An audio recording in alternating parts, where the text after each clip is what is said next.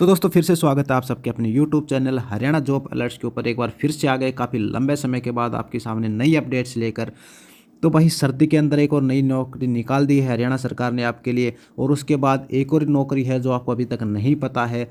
उसके बारे में हम डिटेल में बात करेंगे। अगर वो फॉर्म आप फिल करते हो तो भाई DC रेट का तो मुझे पता नहीं, लेकिन हालांकि उस फॉर्म में आपका 101% नंबर आ सकता है। तो फटाफट से बात कर लेते हैं भाई कौन कौन सी वैकेंसी निकली है।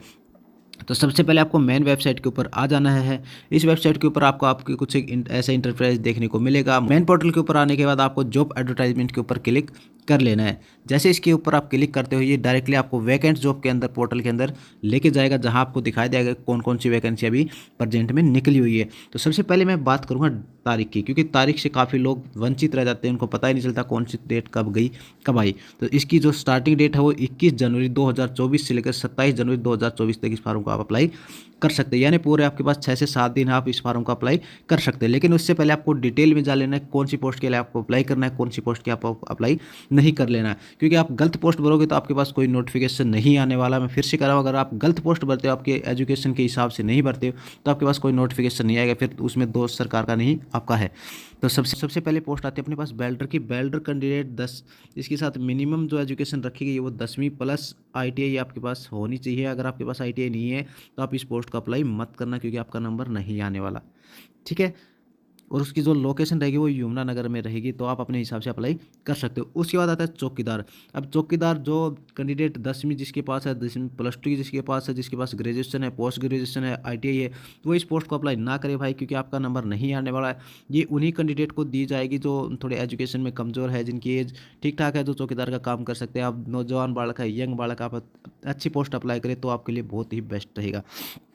उसके बाद आता है मास हेल्पर की। इसके पास 10वीं और थोड़ी कुकिंग की नॉलेज इसके अंदर होनी चाहिए, जो भाई किचन वगैरह में हेल्प कर दे। अगर वो उसके पास धनिया मांगे तो उसकी जगह कुछ उसको उठा के ना दे, इस प्रकार का थोड़ा सा नॉलेज आपके पास होना चाहिए, तो भी आप इस पोस्ट को अप्लाई कर सकते हैं। ये उन लोगों के लिए है जिनके पास 10वीं है और 10वीं से छोटी एजुकेशन, जैसे 8वीं सिक्स या जिनके बोर्ड छोटे हैं, वो इस पोस्ट को अप्लाई कर सकते हैं। +2 या ग्रेजुएशन वाले इस पोस्ट को अप्लाई ना करें, कोई फ़ायदा नहीं है भाई, इतनी छोटी नौकरी आप नहीं कर पाओगे। उसके बाद आता है फार्मासिस्ट। फार्मासिस्ट के पास आपके पास मिनिमम एजुकेशन की अगर बात करें तो +2 होनी चाहिए, और उसके साथ आपके पास B फार्मा का डिप्लोमा यहाँ पर होना चाहिए। ये दोनों चीज़ आपके पास अगर फार्मासिस्ट की आप पोस्ट अप्लाई करते हो तो होनी चाहिए। उसके बाद आता है जूनियर इलेक्ट्रीशियन। अब इसके पास 10वीं और ITI की सर्टिफिकेट होनी चाहिए। देखो कई चीज़ें नीचे मेंशन भी होती है, आप देखते नहीं, उस पोस्ट को अप्लाई कर देते हो कि हाँ भाई भर दे आ जाएगा तो ठीक है। नहीं, क्यों पैसे लगाते हो भाई, क्यों पोस्ट के ऊपर आप तादाद बढ़ाते हो, क्यों उसमें मेरिट लिस्ट में बढ़ाते हो, वो आप बाकी चक्कर छोड़ो, कोई बात नहीं। ऐसी चीज़ पोस्ट पर अप्लाई मत किया करो। उसके बाद आता है जूनियर टेक्नीशियन। इसके पास भी 10वीं प्लस ITI का होनी चाहिए, सर्टिफिकेट होनी चाहिए, तो भी आप इस चीज़ को अप्लाई कर सकते हो। दोनों के लोकेशन पानीपत रहने वाली, यहाँ पर सेम डेट रहेगी 21 से 27 तारीख की। उसके बाद आता है अकाउंटेंट। अब यहाँ पर आती है एक चीज़ देखने वाली, जिस कैंडिडेट ने 10वीं कर रखी है, मैं एक बार ऊपर का मिटा देता हूँ थोड़ा सा, है ना।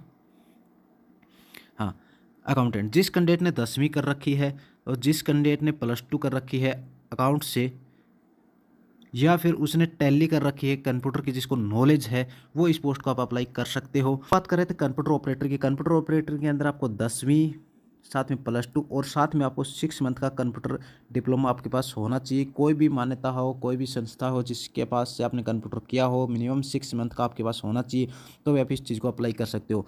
यहाँ पे जॉब लोकेशन दी गई है अम्बाड़ा, पानीपत, गुड़गांव, पंचकुला, चंडीगढ़ और यमुनानगर। अगर सबसे ज़्यादा मैं ज्वाइनिंग की बात करूँ तो सबसे ज़्यादा जो कंप्यूटर की बेस पे ज्वाइनिंग होती है ना, वो होती है पहले नंबर पे गुड़गांव है, सेकंड पे आता है अपने पास चंडीगढ़, और थर्ड पे आता है अपने पास यमुनानगर, फोर्थ पे अम्बाड़ा, फिफ्थ पे पानीपत। कुछ एक इस प्रकार के रेशियो पिछली बार हमने देखने को मिला था। अब की बार आप अप्लाई करते हो तो आपकी किस्मत के ऊपर डिपेंड करता है कि किस के हिसाब से आप में किस प्रकार की लोकेशन आपको मिल सकती हो। उसके बाद थोड़ा सा नीचे स्क्रॉल करते हैं हम, तो थोड़ी सी अब बड़ी पोस्ट आ गई होगी छोटी एजुकेशन की बात। अब आती है थोड़ी सी हायर एजुकेशन के ऊपर, तो वो भी हम देख लेते हैं। उसके बाद आता है होम्योपैथिक फार्मासिस्ट। इसके पास मिनिमम 2 साल का आपके पास एक्सपीरियंस होना चाहिए फार्मासिस्ट का, और इसके साथ में आप ये डिटेल मेंशन कर सकते हो, 10वीं +2 मिनिमम रखी गई है। बाकी सारी चीज़ें सेम है लगभग, जो मेंशन है वो सबसे ज़्यादा हाईलाइट में है, जो 2 ईयर का एक्सपीरियंस होना चाहिए वर्किंग फार्मासिस्ट कहीं भी। लोकेशन रहेगी वो पलवल, अम्बाड़ा, नू और गुड़गांव के अंदर रहने वाली है। उसके बाद आती है कलर, बाद आता है कलर कम कैशियर। इसके बाद आपको ग्रेजुएट होनी चाहिए और साथ ही साथ 1 साल का आपके पास डिप्लोमा यहाँ पर कम से कम होना चाहिए।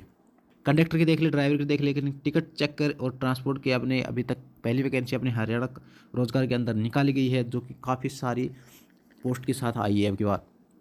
तो इसके अंदर मिनिमम 2 साल का एक्सपीरियंस होना चाहिए अपने पास पब्लिक ट्रांसपोर्ट का, यानी आपके पास ड्राइवर लाइन का हो सके या कंडक्टर लाइन का, यानी ट्रांसपोर्ट रिलेटेड आपके पास लाइसेंस 2 साल का डिप्लोमा होना जरूरी है। इसकी लोकेशन है वो गुड़गांव रहने वाली है आपके पास, तो भी इस चीज़ को आप अप्लाई कर सकते हो। अकाउंट असिस्टेंट हो गया, जिसके अंदर बैचलर कॉमर्स हो गया, कंप्यूटर की नॉलेज हो गई, ये चीज़ें भी आप मिनिमम एजुकेशन इसकी बात करें तो कम से कम बीकॉम होना चाहिए और साथ में इसके साथ कंप्यूटर का एक्सपीरियंस होना चाहिए 1 साल का। उसके बाद आता है फील्ड टेक्नीशियन। उसके बाद अगर फील्ड टेक्नीशियन सिविल वाटर, यानी अब जो टेक्नीशियन होते हैं जैसे पाइपलाइन हो गई, वाटर सप्लायर जो लाइनें होती हैं उनका टेक्नीशियन है, पर उसको जानकारी कैसे वो मशीनें चलती है वो सारी नॉलेज अगर आपके पास है तो डिप्लोमा इन सिविल का आप लगा सकते हो, जिसके अंदर मिनिमम 5 से 10 साल का एक्सपीरियंस यहाँ पर चाहिए। आता है फील्ड टेक्नीशियन सिविल, सेम इसी प्रकार की नौकरी है भाई, छोड़ने वाली ऑप्शन है ही नहीं। तो कुछ एक इसी प्रकार के आज अपने पास नोटिफिकेशन आई है जो आपके सामने हमने शेयर की है। उम्मीद करते हैं कि बहुत सारे बच्चे इसमें टाइम से अप्लाई कर सकते हैं। बाकी अगर जानकारी अच्छी लगे तो चैनल को सब्सक्राइब जरूर करना। मिलते हैं एक और नई वीडियो के साथ, जब तक के लिए जय हिंद जय हरियाणा।